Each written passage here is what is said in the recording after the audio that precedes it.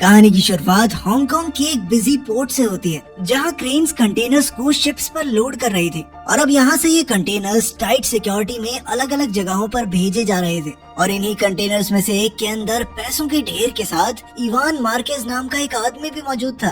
कुछ security checks के बाद वो कंटेनर से बाहर आ गया। असल में ये कंटेनर स्पेन से हांगकांग $1.5 मिलियन के साथ शिप किया गया था और नोटों की गिनती होने के बाद इवान को कुरियर के तौर पर 3% का कमीशन मिलने वाला था, जो होगा लगभग 380 करोड़ रुपए। कुछ साल पहले हम इवान को एक बड़े होटल के सामने फरारी में आते हुए देखते हैं, लेकिन वो सिर्फ वैले पार्किंग का काम करता था। इसके बाद इवान बारिश में भीगता हुआ वापस अपने घर पहुंचा, जहां उसने अपनी माँ को अपनी आज की कमाई दिखाई। उसकी माँ पैसे देखकर काफी खुश थी, लेकिन साथ ही उसने कहा कि अपने पिता के साथ भी थोड़ा समय बिता लिया कर, वो तुझे बहुत याद करते हैं। इवान एक मिडिल क्लास परिवार का नौजवान था जो अपनी जिंदगी में कामयाब होना चाहता था। एक वक्त था जब इवान अपने पिता को अपना हीरो मानता था और वो कभी भी उस दिन को नहीं भूल सकता जब वो अपने पिता के साथ एक शादी का बैंकेट हॉल खोलने के लिए लोन मांगने गया था। उनका बिजनेस शुरुआत में तो काफी अच्छा चला और उनका परिवार खूब नोट छाप रहा था, लेकिन फिर देश में इकोनॉमिक क्राइसिस आने की वजह से उसके पिता का बिजनेस ठप पड़ गया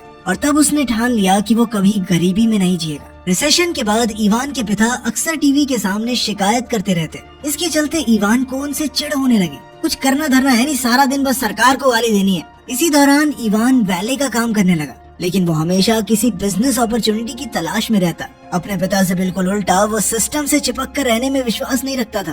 खैर एक दिन उसने अपने दोस्तों के साथ अपना बिजनेस प्लान शेयर किया, जिसमें वो एक बेकार से फ्लैट को खरीद के उसको बढ़िया बना के बेचने वाला था। लेकिन उसके दोस्तों को इस आइडिया में कोई दिलचस्पी नहीं थी और साथ ही उनके पास लगाने के लिए पैसे भी नहीं थे। जिस पर इवान ने कहा कि तो क्या हो गया, बैंक से लोन ले लेंगे। और उसकी बातें सुनकर उसके दोस्त उस पर हंसने लग गए। अपनी वैले की नौकरी पर इवान और उसके दोस्त ने मिस्टर लैरिस नाम के एक आदमी को देखा, जो कि मौजूदा सरकार में एक मंत्री था, लेकिन उस वक्त वो बहुत ज्यादा नशे में था। इवान ने सामने से उस आदमी को घर छोड़ने का ऑफर दिया, जिसके लिए वो आदमी तुरंत ही तैयार हो गया। इवान उस आदमी के ब्रीफकेस को खोलने के लिए बेताब था और खुशकिस्मती से उसे इस चीज के लिए काफी टाइम भी मिला।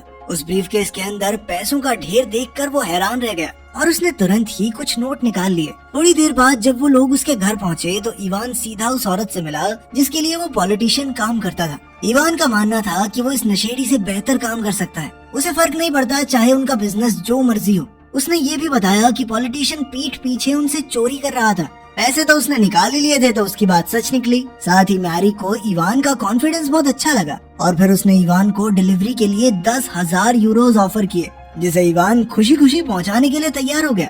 अगले दिन इवान ने फ्रांसिस्को नाम के एक आदमी को घोड़ा डिलीवर किया, जिसने अपनी बेटी लेटिसिया के बर्थडे के लिए उसे खरीदा था। सवाल करने पर इवान ने उसे बताया कि ये उसकी मैरी के लिए पहली डिलीवरी है। बातचीत के दौरान पता चला कि फ्रांसिस्को और इवान दोनों एक ही शहर से हैं। उसे फ्रांसिस्को की कहानी पता चली कि कैसे वो एक मामूली सी फोटोकॉपी शॉप में काम करता था, फिर धीरे धीरे कुछ बड़े लोगों से हाथ मिलाकर वो आज यहाँ तक पहुँच गया है। अब इवान को फ्रांसिस्को से मैरी के लिए कैश का ब्रीफकेस डिलीवर करना था, लेकिन ये काम इतना आसान नहीं था। रास्ते में इवान को पुलिस ने रोक लिया और कुछ ही पलों में पुलिस को ब्रीफकेस में भरा कैश भी मिल गया। अपने आप को बचाने के लिए इवान ने झूठ कह दिया कि अभी भी मैं घर बेच के आ रहा हूँ, ये पैसा उससे मिला है मुझे। लेकिन पुलिस वालों ने उसके इस झूठ को बड़ी ही आसानी से पकड़ लिया और गुस्से में उन्होंने उसका सर गाड़ी पर दे मारा। अपने आप को मुसीबत में देखकर इवान ने पूरे कॉन्फिडेंस में कहा कि मैं तुम्हारे बॉस को जानता हूँ, फोन करूँ क्या उसे, मिलाऊं क्या कॉल। जिसके बाद पुलिस वालों ने उसे छोड़ दिया। असल में ये पुलिस वाले मैरी के लिए ही काम करते थे और ये सब उसकी ही प्लानिंग थी ताकि वो इवान की वफादारी को परख सके। डिलीवरी हो जाने के बाद इवान को उसके पैसों के साथ साथ बोनस भी मिला ताकि वो कुछ नए कपड़े खरीद ले। समय बीतता रहा और अब मैरी और इवान एक दूसरे के करीब आ गए थे। अगले दिन इवान की मुलाकात मैरी के पति फ्रांसिस से हुई, जो एक बहुत बड़े डायमंड स्मगलर का बेटा था और साथ ही उनका फॉरेन करेंसी ट्रैफिकिंग का भी बिजनेस था। उस दिन इवान का काम एक बेल्जियन कुरियर का था। इवान अपनी कुरियर की नौकरी से बहुत खुश था। वो बढ़िया पैसे कमा रहा था और साथ ही महंगी गाड़ियाँ चलाता। फ्रांसिस्को, जिसे लोग पाको के नाम से भी जानते थे, अपने बहुत ही अमीर क्लाइंट्स के काले पैसे को साफ करने का काम करता था और इसमें फ्रांसिस और मैरी उसकी मदद करते थे। वो इवान को कैश से भरे हुए ब्रीफकेसेस देता था जो उसे बेल्जियम पहुंचाने होते थे। एक दिन इवान लेटिशिया से बात कर रहा था जब उसे पाको ने देख लिया। पाको इस बात से खुश नहीं हुआ और उसने इवान को लेटिशिया से दूर रहने को कहा। कुछ दिनों बाद इवान मैरी से एक रेस्टोरेंट में मिला, जहाँ उसने बताया कि बेल्जियम में खतरा बहुत ज्यादा बढ़ चुका है, इसीलिए उन्होंने एक दूसरे शहर जनीवा में नया पार्टनर ढूंढ लिया है। पर तभी उन दोनों की नजर एक अजीब से कपल पर पड़ी। जिन्हें देखकर इवान कहने लगा कि इस फुद्दू ने कैसे पटा ली है लड़की।